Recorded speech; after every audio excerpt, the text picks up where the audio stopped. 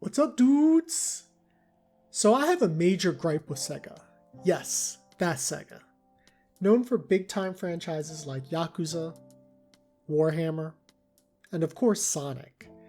And if you're familiar with their history, then you already know once upon a time they used to create home consoles alongside Sony and Nintendo, but left the biz in 2001 to develop and publish games exclusively. Ever since, they have maintained a steady and successful model, but I feel they are underutilizing their talents. They need to jump in and produce a new console, because many aspects of the industry we know and love, they in fact revolutionized. So I decided to go old school and write a stern letter to the Sega of America headquarters in Irvine, California, where I plead my case on why they need to design a new home console now.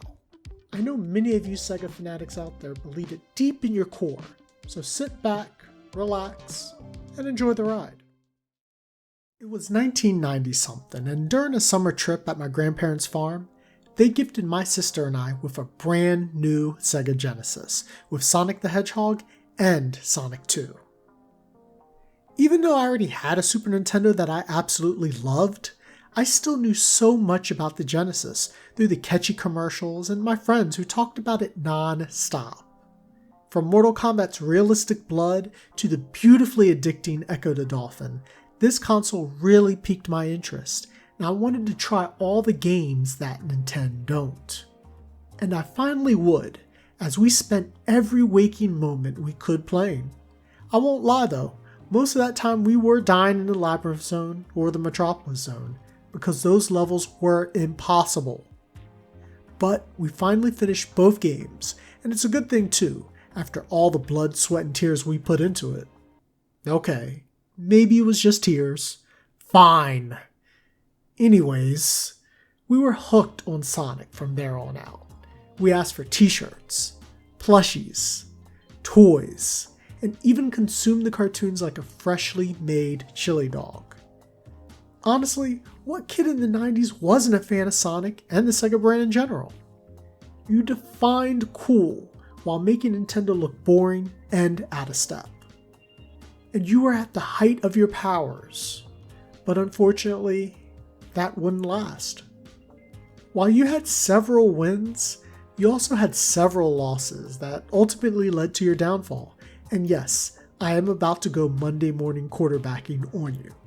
First, why did you release a new console seemingly every year throughout the decade? Sure, Apple would be proud with that kind of release schedule, but it was unsustainable because parents wouldn't shell out that kind of money each year, regardless of how innovative they were. Besides, the Sega Genesis and the Game Gear were your top selling consoles. Why didn't you focus even more on them?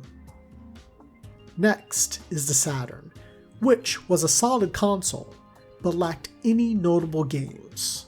For example, a major Sonic title would have been nice. Now, could you imagine Nintendo making such a rookie mistake by not having a Mario game at launch? No, they wouldn't. Now, we can't forget about the Dreamcast, which truly was a game changer that should have performed much better than it did. And there are several reasons why.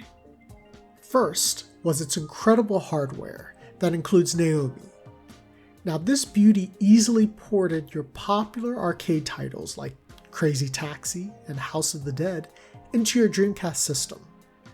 This was a profitable move that allowed you to release your most successful arcade games onto the console, essentially profiting twice. Second, the VMU was a fascinating device that not only stored your game data, but contained a tiny screen and controller pad to play minigames on. I'm truly surprised that no one else has implemented some form of it today. Third was the online gaming capabilities, which was a first for a major home console. Now, in the late 1990s, the World Wide Web was still in its infancy, let alone online gaming, but you successfully predicted it would become the most significant technological change in the industry. Fourth is your game library, which I believe overall has the single greatest collection of games in console history. There were several highly acclaimed titles like Shenmue and Skies of Arcadia, which even sit in my collection as we speak.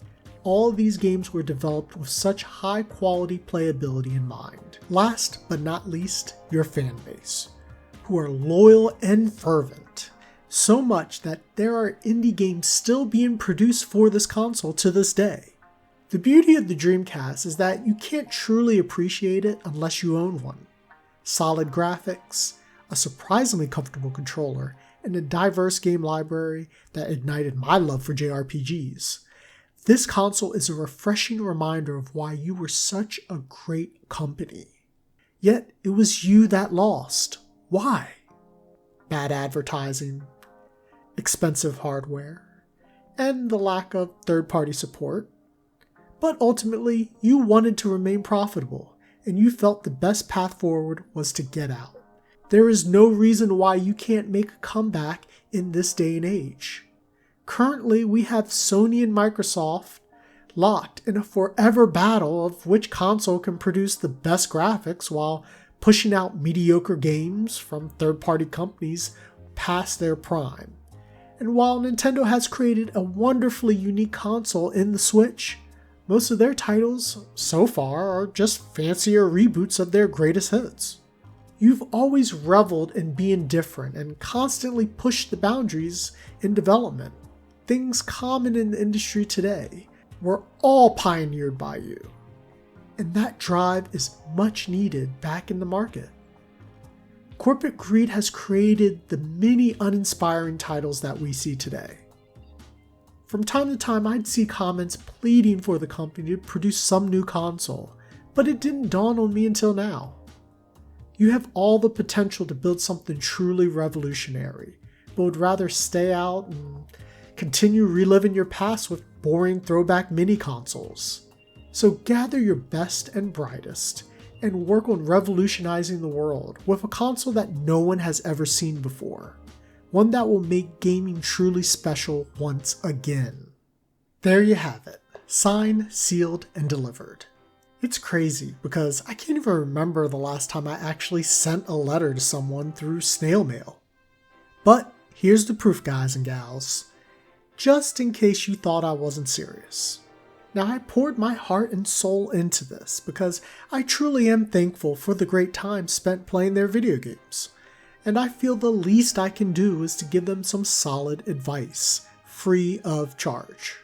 I sure hope they heed my advice, but only time will tell. Just know that if I hear anything, and I mean anything, you guys will be the first to know. Oh, and for those who have something to say, please follow in my footsteps and mail them at the address on the screen. I'm sure there are easier methods, but let's flood these guys with letters. So what do you think of my letter? What did I miss? Did I go far enough? Tell me all about it in the comments, and subscribe to my channel to keep up with my antics. You can also find me on Twitter, or even send me an email at hassyverse@gmail.com. We will continue to fight that good fight and get that Dreamcast 2, the console, that we all deserve. Thanks for watching, and stay nerdious.